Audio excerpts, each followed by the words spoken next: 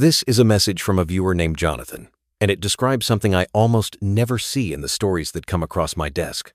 A man who was prepared. Not prepared in the sense of being suspicious from the start. Not prepared because he assumed the worst about his wife, but prepared because he understood, from decades of professional experience, that agreements mean nothing unless they're enforceable, and enforceability depends on jurisdiction. What you're about to hear is a story about paperwork, about a single page in a legal document that most people would have skimmed and forgotten, about a clause that specified where disputes would be resolved, not in Thailand, where his wife held every advantage, but in Malaysia, where the playing field was level. His wife told him he was trapped. His money was in Thailand. His visa was in Thailand. His life was in Thailand. She said it calmly, almost kindly, as if explaining an obvious reality to someone too slow to recognize it on his own. She was wrong. Because Jonathan Reeves had read the documents she had signed without reading, and buried in those documents was an escape route she never knew existed. If this could almost happen to Jonathan, a 56-year-old regional compliance manager from Washington State, a man whose entire career was built on understanding regulations and ensuring contractual obligations were met, it can happen to anyone who assumes that love and trust eliminate the need for legal protection. Jonathan reached out to me because he wanted other men to understand something that saved him from losing everything, that geography is not destiny, that leverage can be designed in advance, that the most dangerous sentence in any relationship is "you can't leave," and that sometimes the best response to that sentence isn't argument, but documentation. What follows is his account, in his own words, and I have to tell you, this one reads like a legal thriller, a quiet, methodical legal thriller, where the weapon isn't violence or confrontation, but a single page that nobody remembered except the man who put it there. If you've been enjoying the stories I tell, please consider hitting the subscribe button.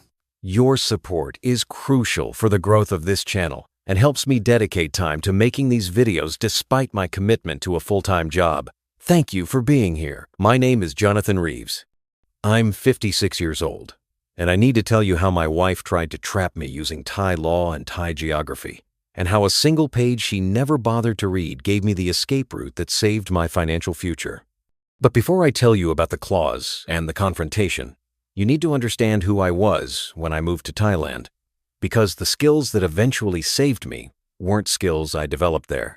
They were skills I'd built over 28 years of professional life, skills that my wife assumed wouldn't translate from corporate compliance to marital survival. She was wrong.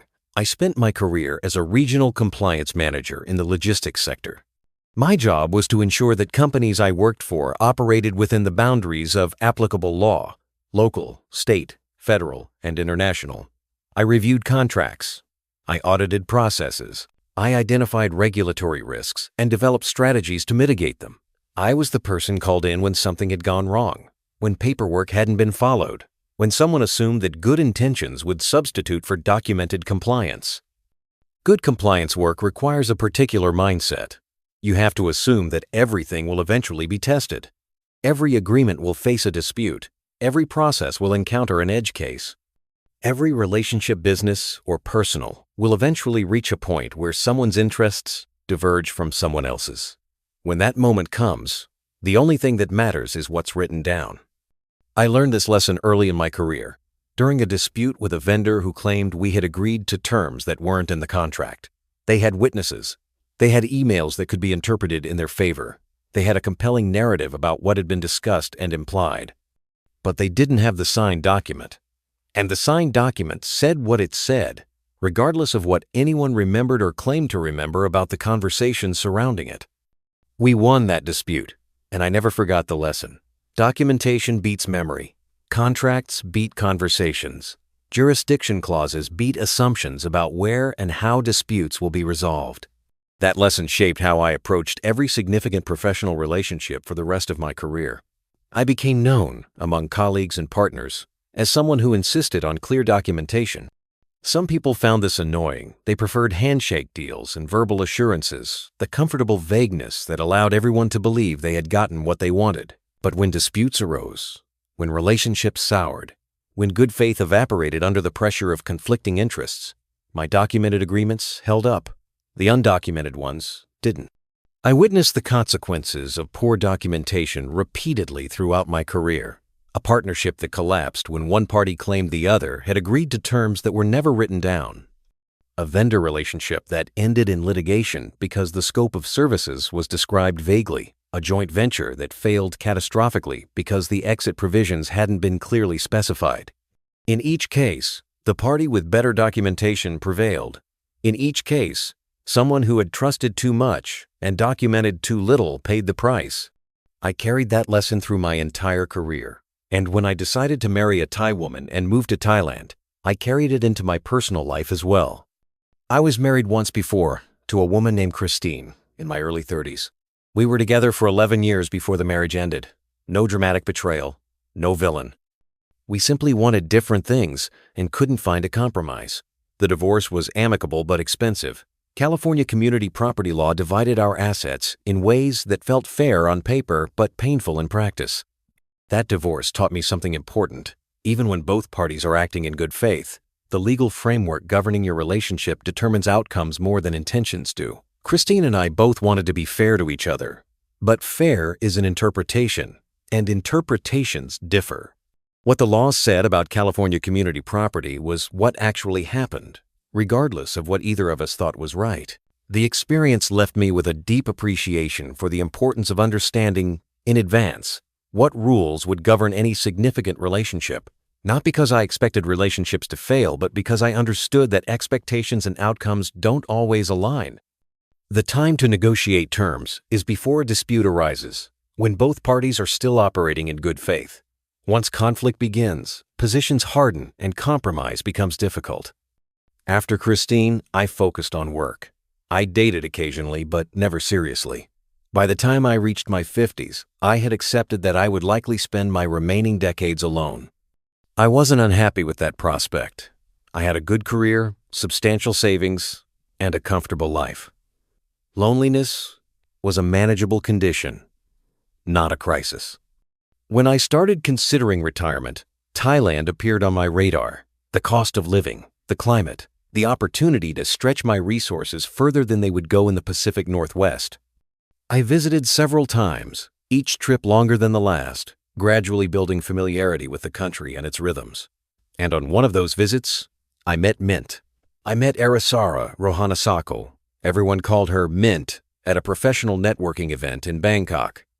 She worked as a marketing assistant for an international hotel chain, and the event was designed to connect Thai professionals with foreign business visitors. Mint was 34, articulate and impressive in ways that had nothing to do with her appearance. Her English was excellent, not just functional, but sophisticated. She understood nuance, humor, cultural references. She could discuss business strategy and market trends with genuine insight. She seemed, in every way, like a professional peer rather than someone looking for a foreign sponsor. That mattered to me. I had been warned, repeatedly, about the dynamics that often developed between Western men and Thai women, the transactional expectations, the financial obligations, the cultural gaps that could turn affection into exploitation. I was determined to avoid those patterns. Mint seemed to offer exactly what I was looking for, an equal partnership with someone who understood both Thai and Western contexts, someone who had her own career, her own ambitions, her own independence, someone who wouldn't need me to be her financial foundation because she was building her own.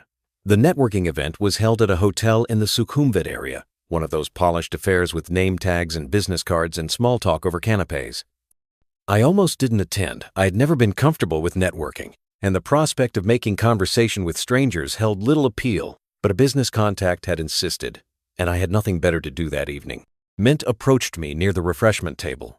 She had noticed my name tag. The company I worked for had some operations in Thailand, and she was curious about logistics, industry trends. What started as professional small talk evolved into a genuine conversation that lasted nearly 2 hours, long after most other attendees had left. She was curious in a way that felt authentic rather than calculated.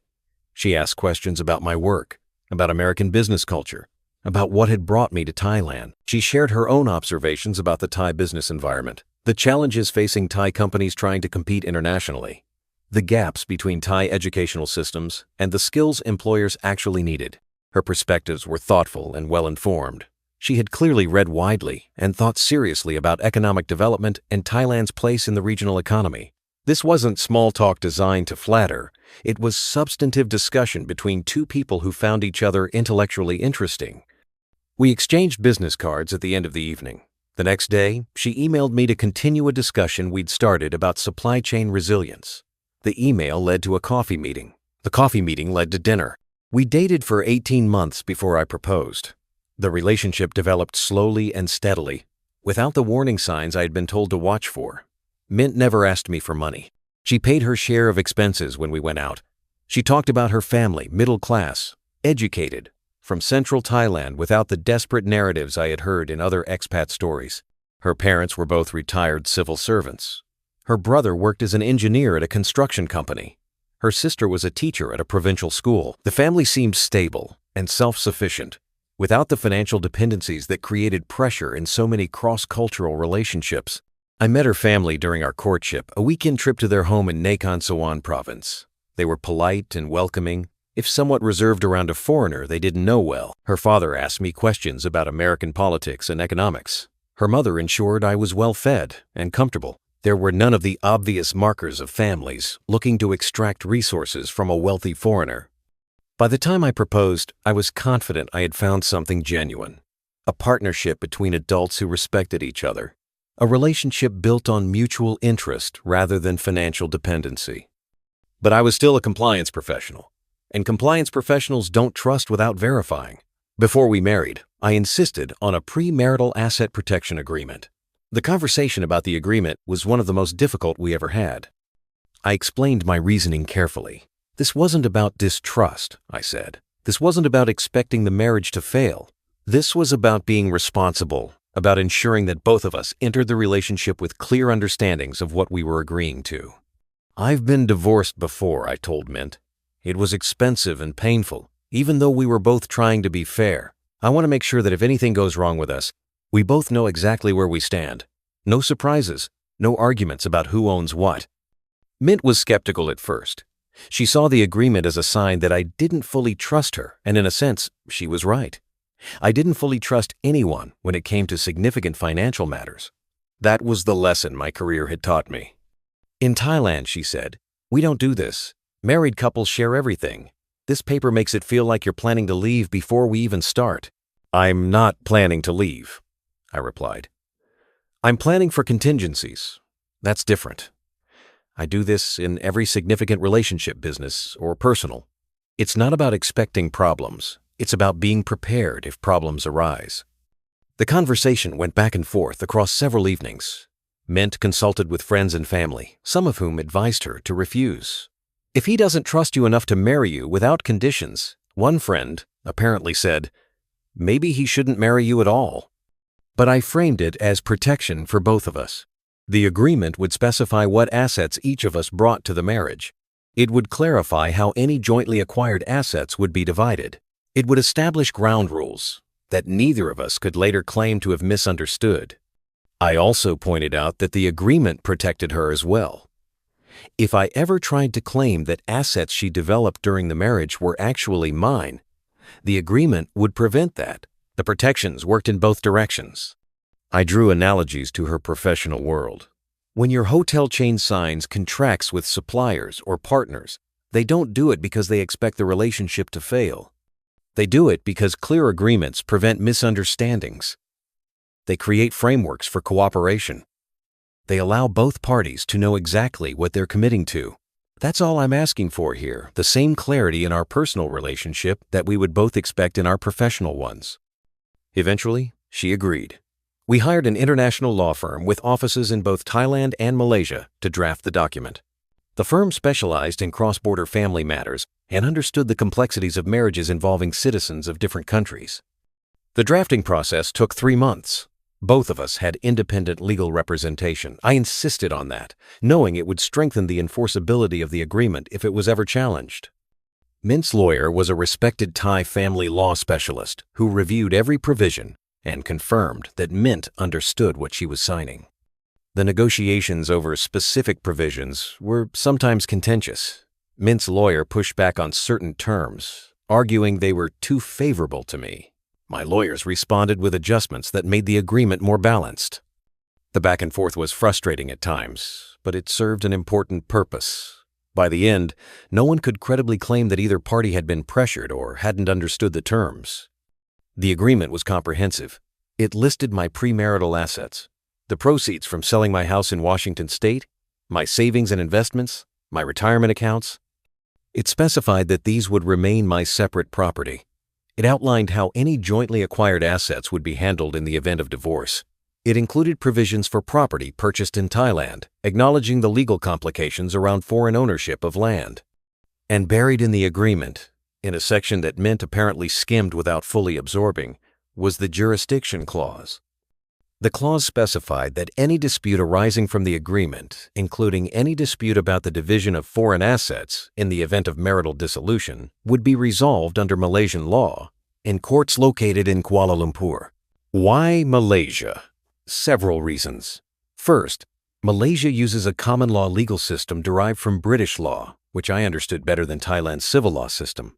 Second, Malaysian courts had a strong reputation for enforcing contracts as written, without the cultural factors that sometimes influence Thai family court decisions. Third, Malaysia was geographically close to Thailand, making it practical as a venue for proceedings.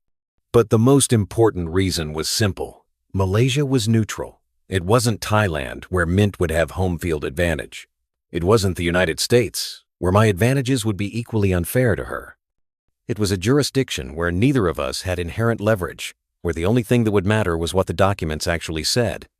I had spent considerable time researching this question before proposing the clause. I consulted with lawyers in multiple jurisdictions. I read case law about international marital disputes. I understood that the choice of forum could determine the outcome of any future dispute more decisively than the underlying merits of either party's position. Thai family courts, I learned, had significant discretion in interpreting marital agreements. Cultural factors, expectations about husbands' obligations, assumptions about foreign wealth, sympathies toward Thai spouses could influence decisions in ways that formal law didn't capture. An agreement that seemed ironclad on paper might be modified or set aside if a Thai judge determined it was inequitable. Malaysian courts were different. They emphasized contract enforcement. They were less likely to override explicit provisions based on equitable considerations. If an agreement said something clearly, Malaysian courts would generally enforce what it said. I explained the clause to Mint when we reviewed the agreement together. I explained that it was standard practice in international agreements to specify a neutral jurisdiction. I explained that this protected both of us from the other having an unfair advantage. She nodded. She signed. And then, apparently, she forgot. After the wedding, we settled into life in Bangkok. I was on a marriage visa, which required regular renewals and ongoing documentation of our relationship. Mint handled most of the paperwork. She spoke Thai fluently, understood the bureaucracy, and had connections that made the process smoother than it would have been if I'd tried to navigate it alone. This made sense at the time. Why struggle with forms and offices and cultural barriers when my wife could handle everything efficiently? Delegation seemed like the rational choice. But delegation created dependency, and dependency, I would eventually realize, was the foundation of the trap Mint was constructing. We opened joint accounts at Thai banks. For convenience, Mint explained. My regular transfers from the U.S. went into these accounts, funding our lifestyle. Over time, more and more of my accessible cash was located in Thailand rather than in American institutions. I should note that I didn't move everything to Thailand. My retirement accounts remained in the U.S., governed by American rules about withdrawal and taxation. My investment portfolio stayed with my American broker. The funds I transferred to Thailand were intended for current expenses, living costs, travel, the routine expenditures of daily life. But even current expenses accumulated to significant amounts over time. Rent, utilities, food, entertainment, healthcare, travel within Asia. Gifts and support that Mint provided to her family funded from our shared resources. The joint accounts grew and shrank with the rhythms of our life. And over the years, a substantial portion of my liquid wealth migrated to institutions that operated under Thai law. Our apartment was in a modern building in the Sathorn district, with views of the Bangkok skyline and easy access to the BTS train system. It was comfortable without being ostentatious. 2 bedrooms, a well-equipped kitchen, a balcony where I drank coffee in the mornings and watched the city come alive. We developed routines. Mint went to work at her hotel chain's regional office. I worked remotely on consulting projects that kept me engaged without requiring full-time commitment. We had dinner together most evenings. We traveled on weekends to beaches in the south, to temples in the north, to the islands that dotted the Gulf of Thailand and the Andaman Sea. We rented a comfortable apartment in a good neighborhood. We traveled. We built what looked like a life together. From the outside, we appeared to be a successful international couple making Thailand their home.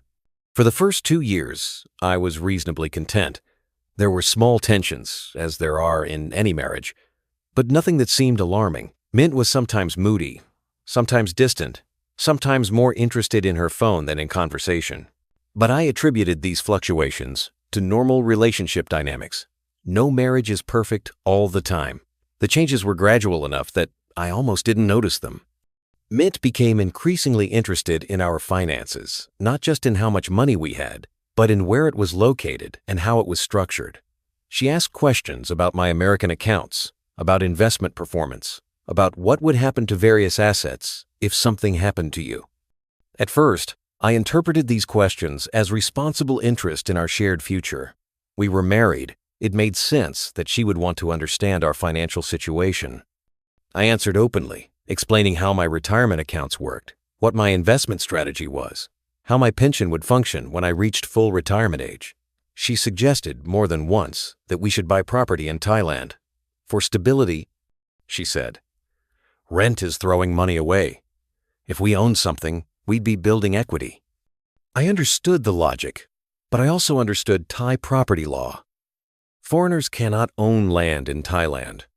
If we bought a house, it would have to be in Mint's name alone. My contribution would be converted into her asset, with only our marriage and the premarital agreement protecting my interest. I had seen this pattern described in expat forums and cautionary tales. Foreign husband buys property. Property goes in Thai wife's name. Marriage ends. Foreign husband discovers he has no legal claim to the home he paid for. It was one of the most common ways foreign men lost significant assets in Thai relationships. I declined to purchase property. Mint accepted my decision with what seemed like reasonable disappointment. But I noticed that the suggestion kept returning in different forms, with different justifications. A condo we could own, a business we could invest in, something that would tie my money to Thai assets, that she, as a Thai citizen, would control. I started paying closer attention. Once I started watching, I saw things I had missed before. I noticed that Mint had gradually taken control of almost all our practical affairs. Bills, banking, visa renewals, apartment management, everything flowed through her. I had become dependent on her for the basic mechanics of life in Thailand. This hadn't happened suddenly. It had evolved over months and years, each small delegation seeming reasonable on its own. She spoke Thai. I didn't. She knew the systems. I didn't. She had relationships with banks and landlords and immigration officers. I was an outsider trying to navigate a foreign bureaucracy. Each time I let her handle something, my own capability to handle it atrophied. I stopped learning Thai because she was always there to translate. I stopped trying to understand Thai banking because she managed our accounts. I stopped keeping track of visa requirements because she remembered the deadlines and gathered the documents. The process was so gradual that I barely noticed it happening. Each individual delegation seemed reasonable, even wise. Why duplicate effort? Why struggle with tasks she could handle efficiently? Why create friction by insisting on involvement in matters she understood better than I did? But the cumulative effect was profound. By the 3rd year of our marriage, I couldn't function independently in Thailand. I couldn't read most of the documents that governed our life together. I couldn't communicate with banks or government offices without her translation. I couldn't even renew my own visa without her assistance. I noticed that my access to information had been steadily restricted. When bank statements arrived, Mint reviewed them first. When renewal notices came from immigration, she handled them without necessarily showing me the details. When questions arose about our finances, she answered them, but not always with documentation I could verify. I noticed that the joint accounts I had once deposited into freely now had withdrawal limits that required her approval. Security measures, she explained. Protection against fraud. But the effect was to give her control over money I had earned. I noticed that conversations about the future always seemed to assume we would stay in Thailand permanently. Returns to the U.S. were framed as visits, not as options. My life was here now, she reminded me. My visa was here. My money was here. My marriage was here. Individually, each of these observations could be explained innocently. Together, they formed a pattern. I was being positioned. I didn't know for certain what Mint was planning. I didn't have proof of malicious intent, but I recognized the structure of what was happening because I had spent my career analyzing exactly these kinds of setups. In compliance work, we called it concentration of control, the gradual accumulation of authority in a single point, creating dependency and eliminating alternative power centers. It was a classic precursor to problems. Whether the eventual abuse was intentional or situational, concentration of control created the conditions that made abuse possible. I was living inside a concentration of control, and the person controlling everything was my wife. The moment of clarity came during an argument about something trivial. I don't even remember what started it, but I remember with perfect precision what Mint said when the argument escalated. We were in the living room of our apartment. It was evening. I had raised a concern about something, perhaps money, perhaps the visa renewal process, perhaps just an accumulation of smaller frustrations that had finally reached a threshold. Mint's response was calm, almost gentle, but the words cut through everything. "Jonathan," she said, "you need to understand something. You're stuck. Your money is here. Your visa is here. Your life is here. You can't just leave." She said it as if explaining an obvious reality to a child, as if my failure to recognize my own captivity was slightly embarrassing but understandable given my foreignness. "Everything depends on this marriage," she continued. "Everything depends on me. If you want to keep living here, you need to accept that. If you want to keep access to your money, you need to accept that. Fighting about small things is pointless. The big picture is already decided." I looked at her. I didn't respond. I didn't argue. I didn't try to challenge her assessment or assert my independence. I simply processed what she had told me. She believed she had trapped me. She believed that geographical leverage, my physical presence in Thailand, my money in Thai banks, my visa dependent on our marriage, gave her control over the relationship. She believed that I had no options other than submission. The tone of her voice was the most disturbing part. There was no anger in it, no desperation, no emotional volatility. She spoke with the calm confidence of someone stating facts the way you might explain to someone that water is wet or that the sun rises in the east. In her mind, my trapped status wasn't a threat she was making. It was simply reality she was describing. What struck me most was the completeness of her certainty. She had clearly thought this through. She had analyzed the leverage points. She had concluded that my position was hopeless, that I had no choice but to accept whatever terms she dictated. This wasn't an impulsive statement made in the heat of argument. It was the summary of a longer analysis she had conducted, probably over months or years. She was wrong, but I didn't tell her that. Instead, I excused myself, went to my home office, and sent an email to my lawyer. The first thing I did was retrieve the premarital agreement. I had a signed copy stored in a secure digital vault, a habit from my professional life that Mint apparently didn't know about. She had the only physical copy I was aware of, but I had backups that existed entirely outside her control. The digital vault was a service I had used for years to store critical documents, contracts, tax records, legal agreements, anything that might need to be accessed in an emergency. The service was based in the United States, accessible from anywhere with an internet connection, and secured with encryption that Mint had no way to defeat. I had established this habit early in my career, after an incident where critical documents were lost in an office move. Since then, I had maintained redundant storage for anything important. It was a practice that seemed excessive to some people paranoid, but it had saved me from problems on multiple occasions. I logged in and downloaded the agreement. Then I read through it again, paying particular attention to the sections I had drafted with my lawyers 3 years earlier. The jurisdiction clause was exactly where I remembered it. Paragraph 47 of the agreement, buried in the dispute resolution section that most people skip when reviewing legal documents. Any dispute arising from or relating to this agreement, including but not limited to disputes regarding the division of foreign assets in the event of marital dissolution, shall be governed by the laws of Malaysia and shall be resolved exclusively in the courts of Kuala Lumpur, Malaysia. The clause was clear, it was unambiguous, and it was enforceable. I had specifically worked with lawyers who understood international jurisdiction issues to ensure that the provision would hold up if challenged. Mint had signed the agreement. She had acknowledged reading it. She had initialed every page, including the page containing the jurisdiction clause. Her own lawyer had reviewed the document and confirmed her understanding. Whatever she believed about Thai law and Thai leverage and Thai geography, she had contractually agreed to resolve our disputes in Malaysia. I smiled for the first time in weeks. I didn't confront Mint immediately. Confrontation would have accomplished nothing except alerting her that I was preparing to act. Instead, I began methodically building a strategy. The first step was legal consultation. I contacted the international law firm that had drafted our agreement, specifically the partner in their Kuala Lumpur office. I explained the situation. My wife believed I was trapped in Thailand, but I had a jurisdiction clause that specified Malaysian courts. What were my options? The partner, a British-educated Malaysian lawyer named Dato Krishnan, confirmed what I had hoped. The jurisdiction clause was enforceable. Malaysian courts would honor it.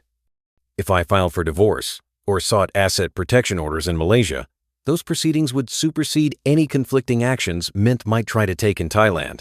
The clause gives you what we call forum selection, Dato Krishnan explained. You chose the forum before any dispute arose. Thai courts would be obligated to recognize Malaysian jurisdiction over the issues covered by your agreement. Your wife can't simply ignore it because she prefers Thai courts. He walked me through the legal mechanics in detail. Under international private law principles, parties to a contract can generally agree in advance where disputes will be resolved. This choice of forum is typically respected by courts in other jurisdictions, particularly when both parties had legal representation during the agreement's formation and both voluntarily signed. There were potential complications, Dato Krishnan acknowledged. Mint could argue that the clause was unconscionable, that she hadn't understood it, that circumstances had changed since signing. But these arguments were weak given the documentation surrounding the agreement, the independent legal advice she had received, the initialed pages, the explicit acknowledgement of terms. We discussed the strategic implications of different approaches. Moving quickly would preserve my advantage. Mint didn't know yet that I understood my options. Waiting might allow her to take actions that complicated the situation. We agreed that speed was important, but that preparation was more important still. The second step was asset protection. I began, carefully and gradually, moving money out of accounts Mint could access. I transferred funds to American accounts she had no visibility into.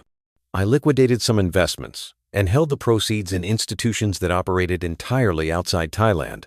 This had to be done carefully. Sudden, large movements would trigger notifications that Mint might see. I spread the transfers across weeks, keeping individual amounts below thresholds that would attract attention.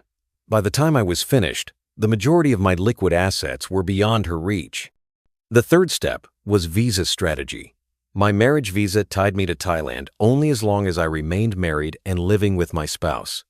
But other visa options existed: education visas, retirement visas, business visas. I researched alternatives that would allow me to remain in Southeast Asia without being dependent on Mint's cooperation. Malaysia, I discovered, offered a program called the Malaysia My Second Home Visa, a long-term residency option for foreigners who met certain financial requirements. I qualified easily. The visa would give me a base of operations in Kuala Lumpur, legally independent of my Thai marriage. The fourth step was timing. I needed to act before Mint realized what was happening, but not so abruptly that I triggered a crisis I wasn't prepared to manage. I set a target date 3 weeks out, enough time to complete my preparations, but not so long that something might go wrong. Through all of this, I maintained the appearance of normalcy. I continued living with Mint. I continued participating in our daily routines. I continued being the husband she believed she had trapped, but everything had changed. 3 weeks later, I was ready. I had secured my assets. I had confirmed my legal position. I had arranged temporary accommodation in Kuala Lumpur. I had packed essentials into luggage that Mint wouldn't notice was missing. I had purchased a one-way ticket to Malaysia that I would use the following morning. The night before I left, I didn't sleep. Not from fear, from focus. I mentally reviewed every step of the plan, every contingency, every possible way things could go wrong. I was as prepared as I could be. I also felt, unexpectedly, a profound sadness. The marriage I was about to end had once been something I valued. The woman sleeping in the next room had once been someone I loved.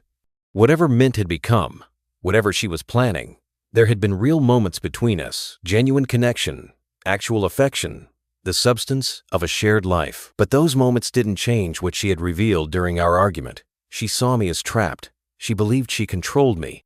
She had told me, explicitly, that I had no options except to accept her dominance. A marriage built on that foundation wasn't a marriage. It was a prison with a particularly intimate warden. I thought about the years we had spent together, the trips we had taken, the conversations we had shared, the moments of genuine warmth and connection that had made me believe our marriage was real. Had any of it been authentic? Or had she been positioning me from the beginning, patiently building the trap she eventually described? I would never know for certain. And perhaps it didn't matter.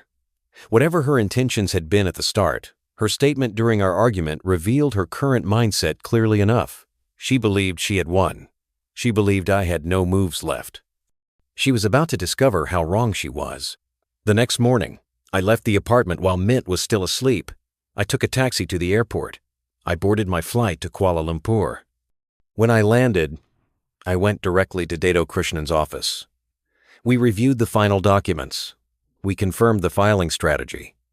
And then we sent the notification. The notification was addressed to Mint and her Thai lawyer, the attorney I knew she had been consulting about our finances, the one who had probably helped her understand how to leverage Thai law against me. It formally invoked the jurisdiction clause in our premarital agreement. It stated that I was initiating divorce proceedings in Malaysian courts under Malaysian law. It demanded that all disputed assets be frozen pending resolution of the proceedings. And it informed her that any attempt to pursue conflicting actions in Thai courts would be met with a motion to enjoin those proceedings based on the exclusive jurisdiction provision she had contractually agreed to. The notification was delivered by International Courier Service, with signature confirmation. I knew the exact moment Mint received it. Her response came the same day, a phone call that I declined to answer, followed by a text message. "Why Malaysia? What are you doing?" I responded with a single sentence. "Because it's written. And because you didn't read." The jurisdiction clause changed everything. In Thailand, Mint had leverage. She had language advantages. She had cultural familiarity with the legal system. She had connections and relationships that I could never match. Thai family courts were known to favor Thai spouses, particularly when the foreign husband was seen as wealthy and the Thai wife was positioned as vulnerable. In Malaysia, none of that applied. Malaysian courts would enforce the contract as written. They would not be influenced by Mint's nationality or cultural context. They would not automatically sympathize with her position simply because she was Thai and I was American. They would look at the agreement, confirm that both parties had signed it voluntarily, and apply the provisions it contained. More importantly, Malaysian courts could freeze assets and issue orders that would be recognized internationally, including by Thai banks and authorities. If Mint tried to move money or take unilateral action in Thailand, she would face legal consequences that extended beyond Thai borders. The trap she had believed in, the trap built on geography and visa dependency and physical presence, was an illusion. It had seemed real because she had controlled the narrative, because she had assumed I would never test the boundaries she described, because she had never actually read the documents that governed our relationship. But I had read them. I had drafted them. I had placed provisions in them specifically to protect against exactly this scenario. Within days of receiving my notification, Mint's position began to collapse. Her Thai lawyer informed her that the jurisdiction clause was enforceable, that any Thai court proceedings would likely be stayed pending resolution in Malaysia, and that fighting the clause would be expensive and probably futile. Her family pressure tactics, calls from relatives, appeals to Thai cultural expectations, suggestions that I was dishonoring my obligations, lost their weight when I was no longer in Thailand and no longer dependent on Thai systems. Her emotional leverage, the history we shared, the promises we had made, the life we had built became irrelevant once she had revealed that the marriage was, for her, a mechanism of control rather than a partnership of equals. The trap was gone, not because I had escaped it, but because it had never been as solid as she believed. Over the following months, we negotiated the terms of our divorce.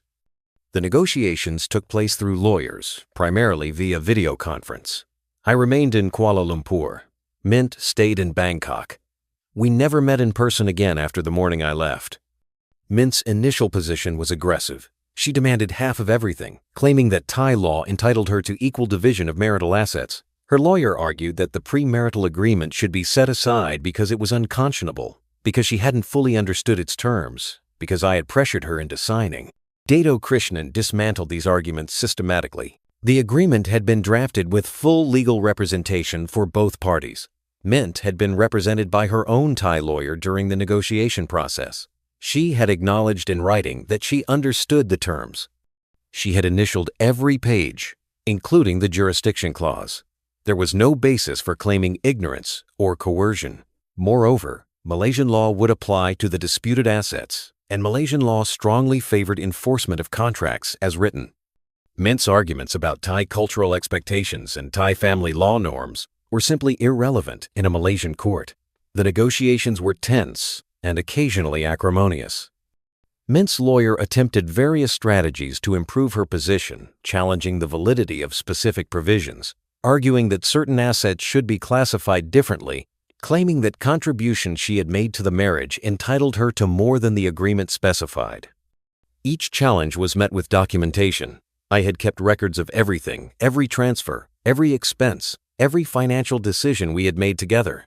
The paper trail supported my position on almost every disputed point. There were moments when Mint attempted to reach me directly, bypassing the lawyers, late-night emails, messages through social media, even a letter delivered to my Kuala Lumpur address. The communications ranged from angry to pleading to manipulative. In one message, she accused me of betrayal. In another, she expressed love and asked me to reconsider. In a third, she threatened to make the divorce as difficult as possible.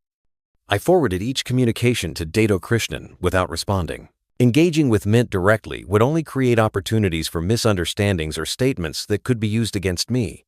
The lawyers would handle everything. As the strength of my position became clear, Mint's demands moderated.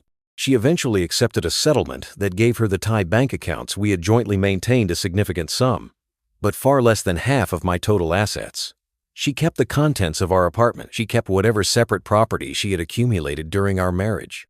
I kept everything that had been documented as my premarital property. I kept my American accounts and investments. I kept my pension and retirement funds. I kept the proceeds from my house, the core of the wealth I had accumulated over my working life. The divorce was finalized in a Malaysian court 5 months after I filed. Mint did not appear at the final hearing. She was represented by Malaysian counsel who had been engaged specifically to conclude the matter. When it was over, I was single again, diminished by the experience but not destroyed by it. After the divorce was finalized, I assessed the damage. Financial losses were significant but manageable. Legal fees across multiple jurisdictions, Thai lawyers to handle local matters, Malaysian lawyers for the divorce, American lawyers to protect my stateside assets totaled approximately $80,000. The settlement gave Mint about $60,000 in Thai bank funds. Various costs of maintaining 2 residences and living in transition added another $20,000. Total cost of the marriage and divorce, approximately $160,000 over 4 years. It was a substantial sum, but it was nothing compared to what I could have lost. If Mint had succeeded, if her vision of geographic entrapment had been accurate, she could have claimed far more. Under Thai community property principles, she might have argued for half of everything, including assets I had accumulated before we ever met. The legal battle would have been fought on Thai soil, in Thai courts, with all the advantages she had believed she possessed. Instead, the jurisdiction clause had shifted the battlefield, and on neutral ground, my documentation prevailed. I still had most of my savings. I still had my investments and retirement accounts. I still had options for my future that didn't depend on anyone else's cooperation or consent. The clause, the single page that Mint had apparently skimmed without understanding, had saved me hundreds of thousands of dollars, perhaps more. In the months after my divorce, I spent considerable time understanding what had happened both to me and to other men in similar situations. The trap Mint had attempted to construct was not unusual. It was, in fact, a recognizable pattern among certain international marriages, where one spouse holds significant advantages in the local, legal, and cultural environment. The pattern works like this. First, establish dependency. Encourage the foreign spouse to consolidate assets in the local jurisdiction. Take control of paperwork and administration. Create a situation where the foreign spouse cannot easily function without the local spouse's cooperation. Second, position for leverage. Build relationships with local, legal, and financial professionals. Understand the local divorce laws and how they can be used advantageously. Prepare for the eventuality that the marriage might end while ensuring maximum benefit from that ending. Third, assert control. When the foreign spouse becomes difficult or the marriage becomes inconvenient, remind them of their trapped position. Use geographic leverage to extract compliance. Make clear that leaving the marriage means losing everything. This pattern depends on several assumptions, and the most critical assumption is that the foreign spouse doesn't understand the legal landscape and hasn't prepared alternatives. I had prepared alternatives. The jurisdiction clause was the most important, but it wasn't the only protection I had built into our marriage. I had maintained separate assets that Mint never knew about. I had kept documentation that she believed was lost or forgotten. I had relationships with international lawyers who understood cross-border disputes. Most men in my situation don't have these protections. They enter international marriages with open hearts and minimal legal preparation. They trust their spouses to handle practical matters without considering how that trust could be weaponized. They assume that love and good faith will substitute for documentation and enforceable agreements. They're wrong. And by the time they realize they're wrong, it's often too late. I've since connected with other men who experienced similar situations, some who escaped, many who didn't. The stories are remarkably consistent. A relationship that seems genuine. A gradual concentration of control. A moment of revelation when the foreign spouse realizes how thoroughly they've been positioned. And then, for most, a costly extraction process that leaves them financially and emotionally damaged. The men who fare best are the ones who, like me, had legal protections in place before the problems began. The men who fare worst are the ones who trusted completely and documented nothing. I've thought carefully about what other men can learn from my experience.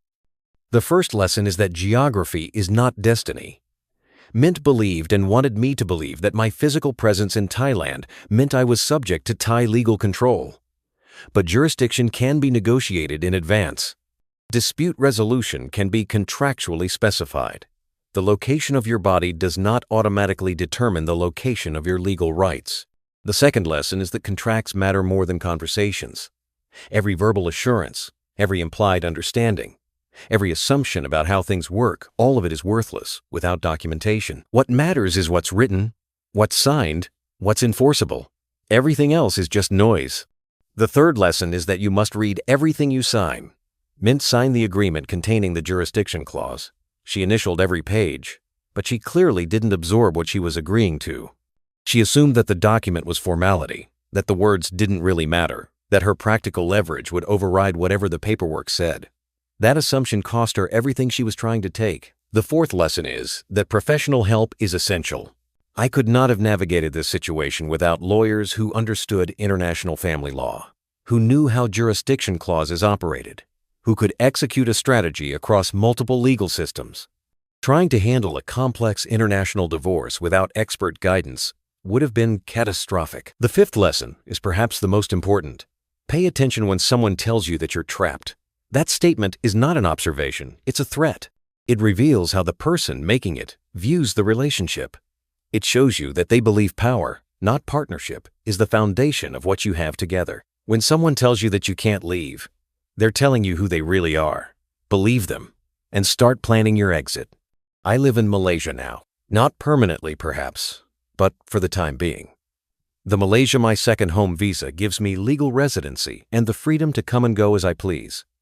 I have an apartment in Kuala Lumpur, a city I've grown to appreciate for its blend of modernity and tradition, its efficient infrastructure, its cultural diversity. The adjustment wasn't immediate. For the first several months after my divorce, I felt dislocated, neither fully present in my new environment nor able to return to my old one. I had friends in Bangkok, routines I had established, a familiarity with neighborhoods and restaurants, and the rhythms of daily life. Starting over in a new city, even one as welcoming as Kuala Lumpur, required effort I sometimes struggled to muster. But gradually, I built a new life. I found an apartment in the Mont Kiara area, popular with expatriates and well-served by amenities. I reconnected with consulting work that kept me engaged. I made friends, other expats, some Malaysians, people I met through professional connections and casual social encounters. I'm 57 years old. My savings are diminished but adequate. My faith in marriage is destroyed, probably permanently. I don't anticipate entering another serious relationship. The cost of being wrong is too high, and my capacity to trust has been too thoroughly damaged. I think sometimes about what might have happened if I had been different. If I had been less paranoid, or less professionally trained, which amounts to the same thing. If I had signed the agreement without the jurisdiction clause, if I had believed Mint when she said I was trapped and had resigned myself to whatever future she had planned for me, I would have lost everything. Not immediately, perhaps, but eventually. The structure she was building, the concentration of control, the geographic leverage, the dependency on her cooperation would have tightened around me until escape was genuinely impossible. The jurisdiction clause was the difference between disaster and survival. A single page that nobody remembered except me. A contingency plan buried in legal language that seemed theoretical until it became essential. I don't know what happened to Mint after our divorce. I assume she returned to her life in Bangkok, to whatever future she's building for herself. I don't wish her ill. I don't think about revenge or satisfaction or justice. I just think about how close I came to losing everything, and how grateful I am that I read the documents. If you're watching this, and you're involved with someone from another country, and you're considering marriage or permanent partnership, I want you to understand something. Love is not a legal strategy. Trust is not a contract. Geography is not jurisdiction. What protects you in an international relationship is not how you feel about each other. It's what you've documented. It's what agreements you've signed and what provisions those agreements contain. It's whether you've thought through the worst-case scenarios and built structures that protect you if those scenarios materialize. I'm not saying you should enter relationships with suspicion and fear. I'm saying you should enter them with clarity and documentation. You can love someone completely while also protecting yourself legally. The two are not in conflict. If someone discourages you from seeking legal protection, if they say that prenuptial agreements are unromantic, that discussing jurisdiction is unnecessary, that you should simply trust them, consider what that resistance might mean. Someone who loves you and wants partnership should understand why you'd want protections. Someone who's planning to trap you has every reason to discourage you from building escape routes. And if someone tells you that you can't leave, if someone explicitly states that your money, your visa, your life depends on their cooperation, that's not a statement of fact. That's a declaration of intent. Check the paperwork. Consult lawyers. Understand your actual legal position rather than the position someone is describing to you. Jurisdiction matters more than promises. Documentation matters more than trust. And the most dangerous sentence in any relationship is, you can't leave. Because sometimes you can leave. You just have to read the documents that show you how. My name is Jonathan Reeves, and this is my warning to you. If Jonathan's story resonated with you, if it made you think about your own legal protections, or about someone you know who might be in a relationship with significant jurisdictional complications, please share this video. Somewhere out there, another person is being told they're trapped, and they might not know that the paperwork contains their escape route. Maybe hearing this will make them check. And if you want to hear more stories like this, subscribe to this channel, because these stories need to be told. The ones where preparation made the difference. The ones where reading the documents mattered. The ones that show what's possible when you understand the systems that govern your life better than the people trying to use those systems against you. Until next time, stay safe out there.